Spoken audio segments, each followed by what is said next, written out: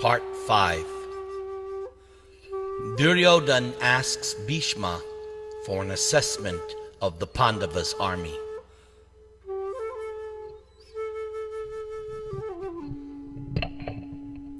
Yudhishthira began to move his army into position on the battlefield. Duryodhana appointed specific tasks to the principal warriors. Each chariot fighter was to protect the divisions of foot soldiers from the enemy charioteers. Equals should fight equals.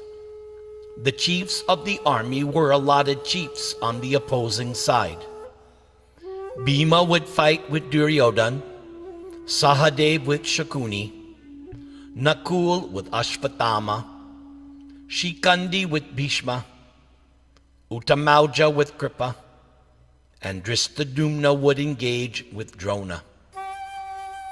Abhimanyu, whom he considered as powerful as Arjuna, was ordered to engage with all the kings supporting Duryodhana, while Arjuna had the task of protecting the entire army.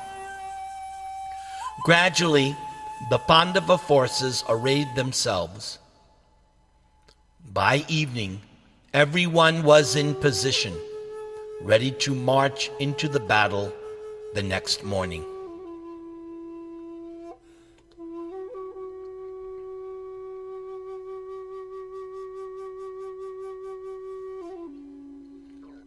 Duryodhana was sitting amid all his generals when Uluka returned and delivered the Pandavas' replies. The prince sneered and turned toward Bheeshma. "The war begins tomorrow, O grandfather, so what should be done now?" Bheeshma, having surrendered himself to the certainty of war and the hopelessness of making Duryodhana see sense, replied, "After bowing before Kumar, the god of war, I will act as your general. I am as capable of organizing armies as Brihaspati, conversant with every means of attack and defense employed by men, gods, and demons. I will confound the Pandavas. I will fight according to the rules laid down in holy books, all of which I know. Let your fears be gone."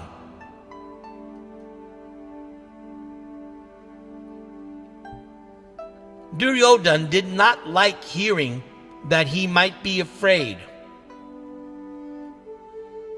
"I am not afraid even of the gods and asuras united. O you of long arms, I tell you this truly. How much less afraid am I when I have you as my commander and Drona by my side? O best of men, with you fighting for me, I think kingship of the gods would not be hard to attain." Duryodhana then paused reflectively. Surely his army was invincible, especially under Bheeshma and Drona's leadership. But the Pandavas had so far proved difficult to overpower, even without the support of an army. Now they had amassed 7 divisions of warriors ready for war, and the brothers, protected by the wily trickster Krishna, would fight filled with rage. Krishna had made sure of that. The Kaurava prince looked inquisitively at Bheeshma. "I now desire to hear from you about the strengths and weaknesses of the enemy, and also of ourselves. Please tell me everything you know." Sitting before a large number of warriors in Duryodhana's tent, Bheeshma then said, O king, listen as I describe who are the Ratas, Mahāratas, and Atiratas in your army. There are thousands of Ratas on your side, each capable of contending with 1,000 warriors at once. There are also numerous Mahāratas who can stand against 10,000, and many Atiratas who can face almost an unlimited number of opponents. You, O son of Gandhari, are an Atirata, and your brothers are all Mahāratas. All of you are skillful elephant and chariot drivers and expert with weapons. You will certainly slay the Pandava forces in large numbers.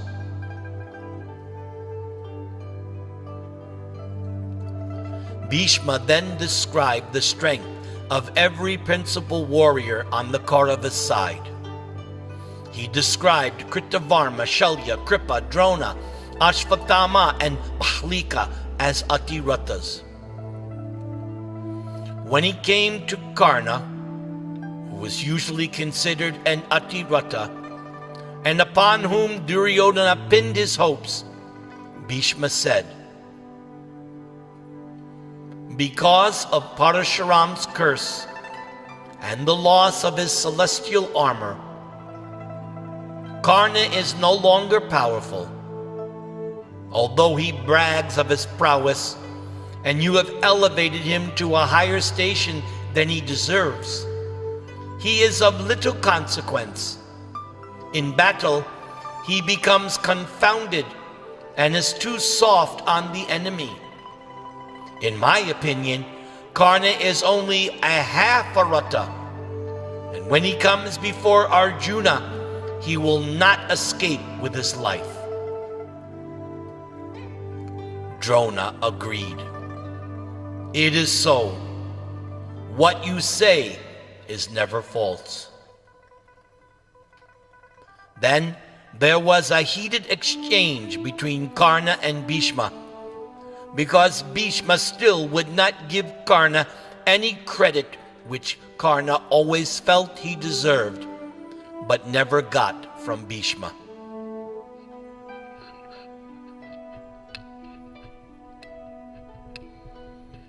Duryodhana leapt up.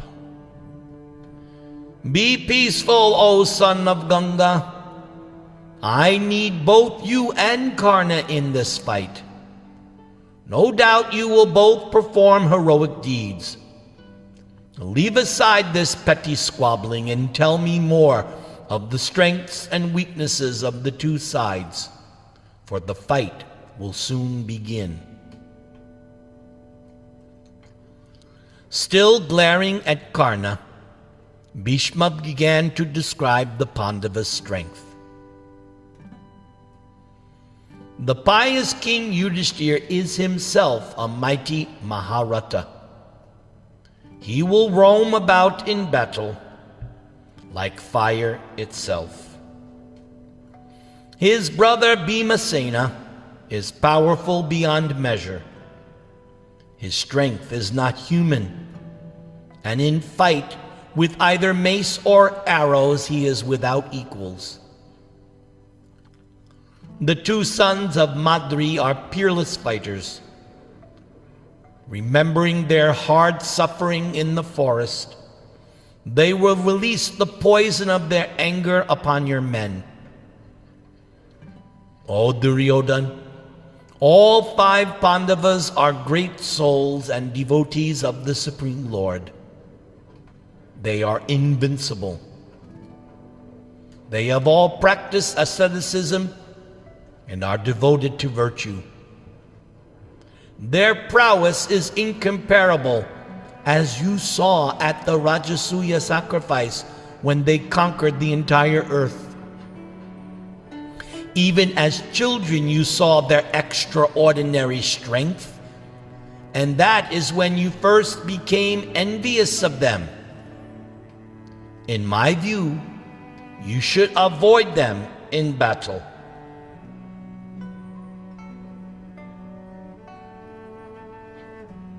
Bheeshma looked intently at Duryodhana as he spoke. Regarding the copper-eyed Arjuna, who has Narayan as his ally, I say this.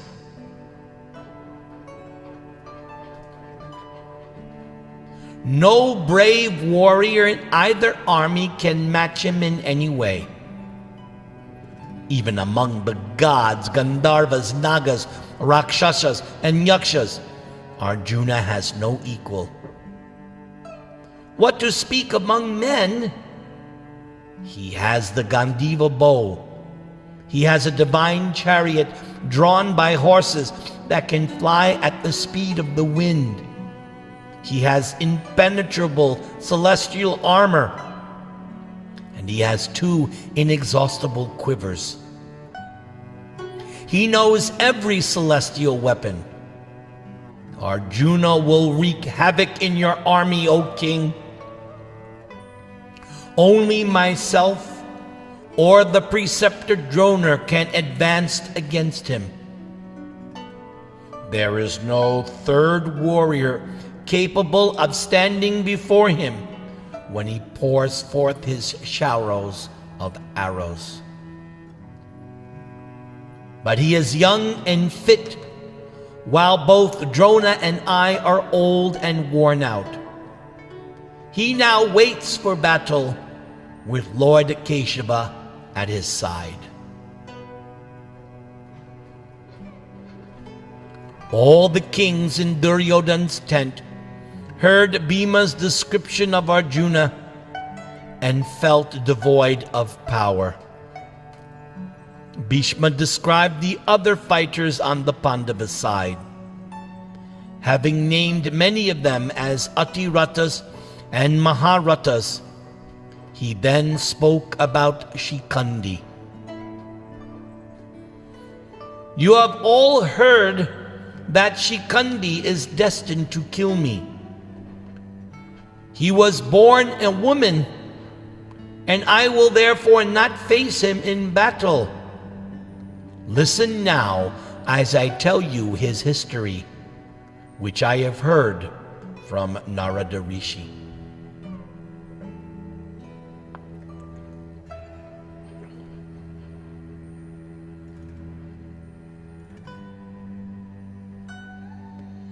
Part 6.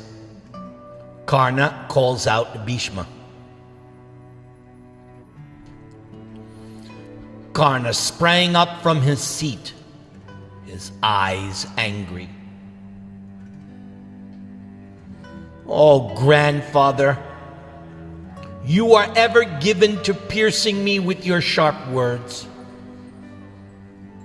What sin have I committed that you derive such pleasure from insulting me? I tolerate it only for Duryodhana's sake. In my opinion, you too are only one half rut. I do not speak in untruth when I say that you are the enemy of the entire universe. You are the enemy of the entire universe. You are the Kuru's enemy in the guise of a friend.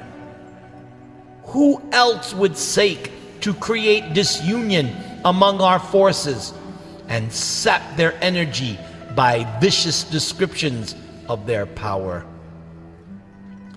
By saying that one is greater than another based upon your own estimation, you simply discourage the fighters. You are moved only by desire and hatred.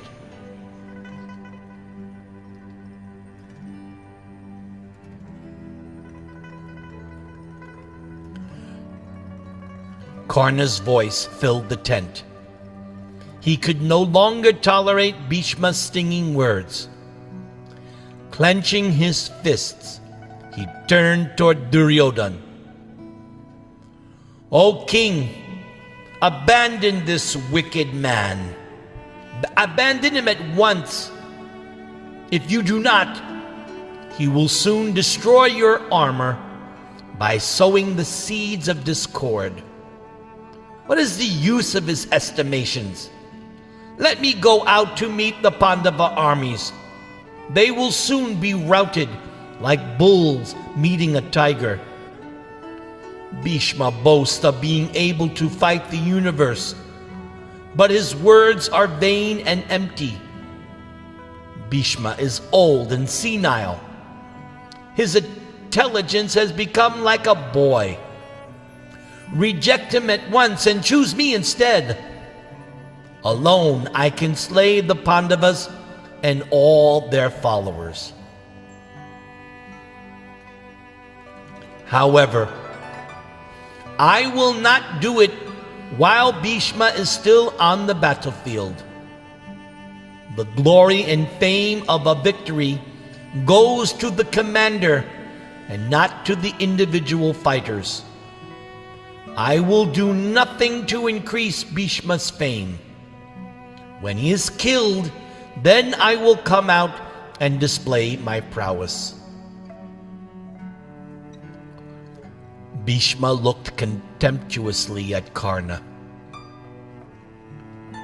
The time for battle has arrived. Long have I known this calamity would come.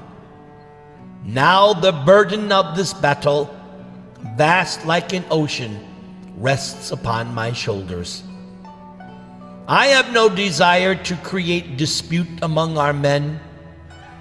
For this reason only do you still live, O son of Asuta. Although I am now old, and you, Karna, are young, I would still immediately destroy your desire for battle and take your very life. The Kuru commander felt his anger rising.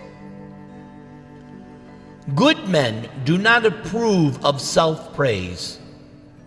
But I will say something now because I have lost my temper. When I attended the Swayamvara at Kashi, I single-handedly overpowered all the kings on earth. What have you done, Karna? You are an ill-starred man. And ever since your arrival, the Kurus have met with disaster.